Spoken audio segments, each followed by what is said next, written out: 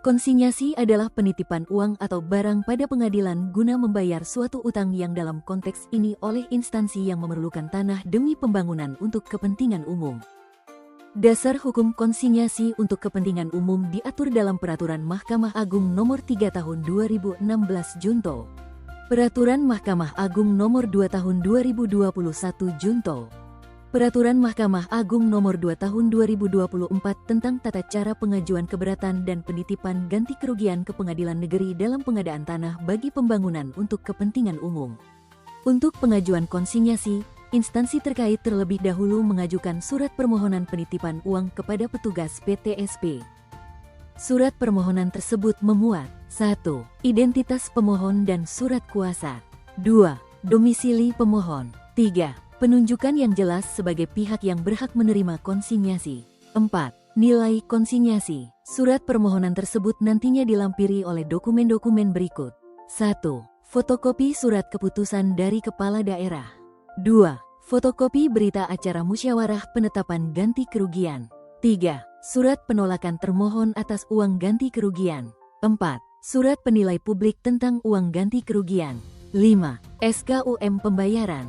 Permohonan tersebut kemudian ditelaah oleh Panitera Pengadilan Negeri. Jika permohonan memenuhi syarat, petugas meja 1 akan menetapkan biaya panjar perkara yang kemudian diterbitkan SKUM yang akan dibayar oleh pemohon melalui bank. Setelah pembayaran, petugas kasir membubuhkan cap stempel lunas pada SKUM, serta memberikan tapak registrasi dan nomor perkara pada SKUM dan lembar pertama surat permohonan, yang kemudian diserahkan kepada pemohon melalui petugas PTSP. Ketua Pengadilan Negeri yang telah menandatangani penetapan penawaran pembayaran, memerintahkan jurusita beserta 2 orang saksi untuk mendatangi termohon di tempat tinggal termohon yang kemudian menawarkan pembayaran uang sejumlah nilai ganti kerugian yang diajukan pemohon beserta segala akibat dari penolakan terhadap itu. Penerimaan maupun penolakan atas uang ganti kerugian yang ditawarkan dibuat dalam berita acara yang ditandatangani oleh jurusita, saksi-saksi, dan termohon, yang kemudian dilaporkan oleh jurusita kepada Ketua Pengadilan Negeri melalui Panitera. Dalam hal penolakan penawaran pembayaran ganti kerugian, Ketua Pengadilan Negeri menetapkan hakim tunggal yang akan memeriksa permohonan penitipan ganti kerugian tersebut. Hakim kemudian menetapkan hari sidang yang kemudian jurusita memanggil pemohon dan termohon untuk dilakukan pemeriksaan.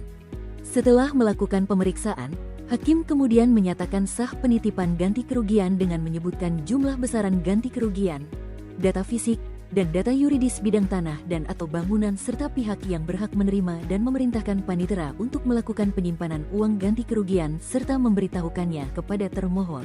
Panitera membuat berita acara penyimpanan penitipan uang ganti kerugian yang ditandatangani olehnya, pemohon dan 2 orang saksi dengan menyebutkan jumlah dan rinciannya untuk disimpan, dalam hal ini pada pihak Bank BTN.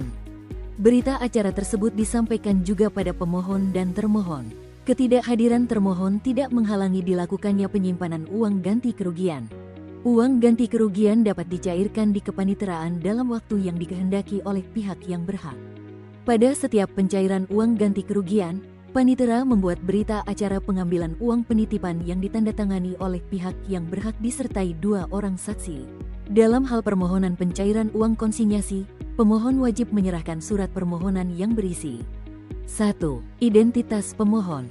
2. Domisili pemohon. 3. Penunjukan secara jelas sebagai pihak yang berhak menerima konsinyasi. 4. Nilai konsinyasi. 5. Uraian yang jelas mengenai alasan pencairan konsinyasi. Surat permohonan tersebut kemudian dilampiri oleh dokumen berikut. 1.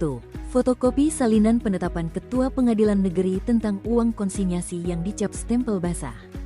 2. Surat pengantar asli dari tim pelaksana pengadaan tanah yang menerangkan pihak yang berhak menerima uang konsinyasi.